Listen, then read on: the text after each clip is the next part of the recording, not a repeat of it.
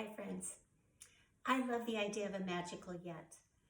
A magical yet could help you with new things that you're learning or to help you with a big project that you're having trouble finishing. So today for this lesson, we decided we would create our own magical yets. So for this project, you will need your sketch pad or any other kind of paper that you'd like to use. You could even use construction paper, colored construction paper. You'll need something to draw with. I'm going to use my markers. You could use crayons or colored pencils. You could start by drawing with a pencil and then fill in your drawing with some other kind of tool. You also might need your scissors because at the end we may cut these out and put them someplace where we can always see them as a way to encourage us when things get hard. So let's get started. Okay, let's get started drawing our first yet. I noticed in the book that there were lots of different kinds of yets. Most of them were pretty small, although some of them got bigger as the story went on. So I think I can make more than one yet on my one piece of paper. You can always use more than one piece of paper if you need to. So I'm going to start over here. I think I'll start by maybe making a heart shape. I noticed in the story that some of the yets had a heart-shaped face. And I'll just put a circle around that. So this is a curve to the right and a curve to the left to make that heart. Maybe you have a different way of making a heart. I think also I noticed that they have I think I'm remembering that they have these kind of little fin-like things. Some have more than one, some have just one. I'm going to put these on each side. This is called symmetrical when you do something on one side that's exactly the same as the other side. And then maybe some eyes, big dots for eyes. They were some yets had noses and some didn't. I'm going to give this yet a nose like that. And they all seem to be super happy. So there's a smile with two curves, two little happy face curves and filled in. Okay, that's a good face, although we'll use our symmetry again and make two legs for this yet to stand on as it's encouraging somebody. And I think he's missing like a hat or something on his head. So we'll do something like that. Lots of curves in this. And maybe a pom-pom up here. So you notice I used one color to do the outline, but I can always pick up another color to fill in some of these shapes. So maybe the hat, or the face is this color, yellow, and maybe I'll use orange for some of those places that the yet uses to stand or to move around. Do you think they fly? Seems like they might fly. Of course, I think when you're creating a yet, your yet can do anything you need it to do. So if you need it to follow you outside because you're learning how to skateboard or to ride a bike, then maybe you need a yet that can keep up with you. Okay, and maybe we'll give this yet some polka dots on its hat. Yeah, I'm trying to think what this yet might be good for me. Maybe this yet will help me with some of my gardening projects. Probably should have made him green. Or maybe this yet can help me with some of my building projects or my art projects. We'll see. So I might go back later and fill in some of those spaces, but right now I'm pretty happy with the way this one looks. Okay, I sure do have enough room to do several yets on this page. So I'm gonna go up here to this corner. I grabbed my purple marker, and I'm going to start over here with, let's see, we'll give this yet a round head. And let's see, I noticed some of the yets had these almost antenna-like things coming out of their heads. I'll put some little pom-poms. And I'm gonna get my black marker and use that for the eyes and maybe little button nose.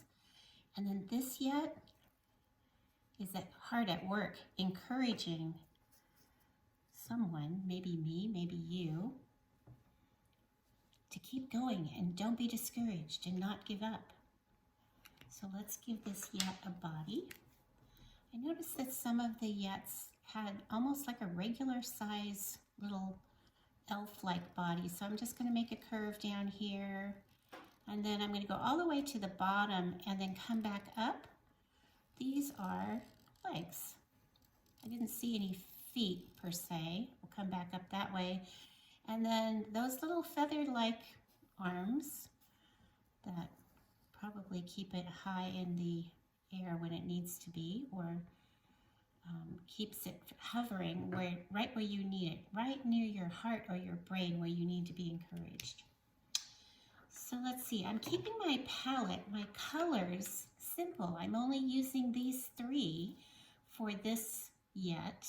We call that a limited palette. A palette means the group of colors that you're using. Did you notice in the story that some of these yets had these little pink or these little cheeks that make them look like they're working really hard? And then I'm just going to take my marker and fill in, my pink marker, fill in the body parts. I'm trying to think what else this yet might need and what this yet might be good for. This yet might be helpful for making new friends. Would you need a yet for making new friends? If you're feeling shy, you might need one. It's too bad that they are actually imaginary, but it's fun to imagine what it would be like to have a yet. All right, one more idea. I noticed that some of them had little caps on, so I'm just going to make a little space up here at the top of its forehead. It makes it look like a cap. Oh, I think that one's done. Even though it's very simple, I think he's done. She, it. Okay.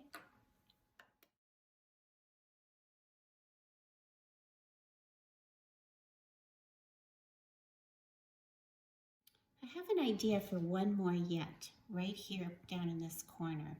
I noticed that on one of the pages that you can see here, there is a page that's just showing kids learning musical instruments or learning how to read music, how to play something new. So I'm going to draw a musical yet.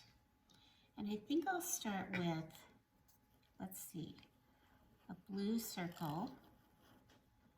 And let's see, I think I'll do another circle around the outside. Not sure why. And then I think I'll add, let's see, 2 little, maybe these are ears, especially if it's a musical yet. These could be the ears up here. They almost look like Mickey Mouse ears. And then I noticed that some of them had their eyes shaped like this. It kind of makes it look like it's listening. So we'll pick up another color. Once again, I'm going to keep my palette very simple. I noticed that most of the yets were very simply drawn. I'm going to give it a nose, a little mouth, and those little red cheeks. All right, and then I'm going to add the body, but this time I'm going to see if I can make the body as if it's moving.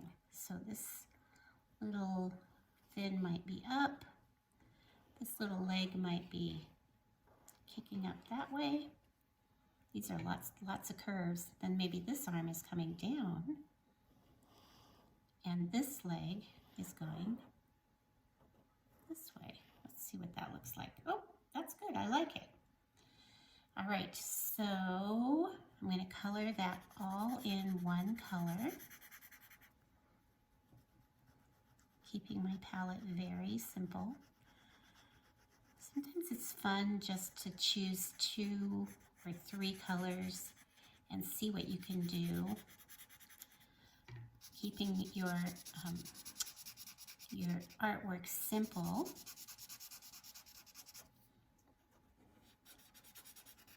Sometimes makes it look very fancy and complicated. All right, now I'm going to finish this, and I think I'm going to add one more thing around this Yet's face. I guess we should think about whether these Yets should have names, but this one's definitely a musical Yet. I take my other blue, and I'm going to just fill in this space around this Yet's face with this darker blue. Kind of makes it pop out, doesn't it? This Yet is definitely enjoying whatever music it's hearing. In fact, it's enjoying it so much, it's decided to dance around to it. I'm sure that happens to you too. So I played piano when I was young. I took lessons for a long time, and then I stopped playing. And I wish I hadn't have. Maybe I need a musical Yet to help me get started playing piano again. All right, I think that one's done. And now we'll go on to think about what we can do with the Yets we've drawn so far. You can see that I kept drawing Yets. So I drew this little green one here, and then I kept going. This one's much larger. You can see that I kept a very simple color palette. This is just gray and pink. Then this bright colored one, I added lots of little details on this one that looks like it might be one for being outside. That might be a gardening Yet. Or maybe this one's a gardening Yet. So now I'm going to pick my favorite Yet that I've drawn so far, and I think it's going to be this little guy that's moving right here. And I'm going to cut him out. So I'm going to take my scissors and I'm going to cut him all the way out of this page. And I'm going to show you that, maybe you've done this before, but this is called bubble cutting. So I'm just going to cut around the outside, but leaving a little bit of space, and that helps your figure to kind of pop out off the page. So going around, turning my paper as I cut, really going slowly, cutting very carefully. I'm going to go all the way around the outside edge, and when I'm finished, I'll show you one that I already have finished. We'll talk about some ways to use your Yet. So maybe you have a Yet for more than one thing you're trying to learn or finish. So I'm going to have a couple of Yets finished here. And I'm going to show you what you can do with those. You can put a piece of tape on one of them and tape it on a mirror to remind yourself not to give up. So this one, this little green one, I put some tape on the back of it, and I'm going to tape that on my mirror to help me remember in the mornings that I've got lots of fun things to get to and to be encouraged that I can get them all done. And this one, here's another copy of this one. I took a hole punch and I punched a hole in the middle, just below the top of the head, and I put a little string. I could wear this around my neck when I'm working on something hard. Maybe it might be something you're doing in school or some sort of new skill that you're trying to learn. So you could wear this around your neck just to have your Yet close by. Or you could put Yets up all over your house. It's up to you. You could cut out all the ones that you've drawn today and put them up. Have fun.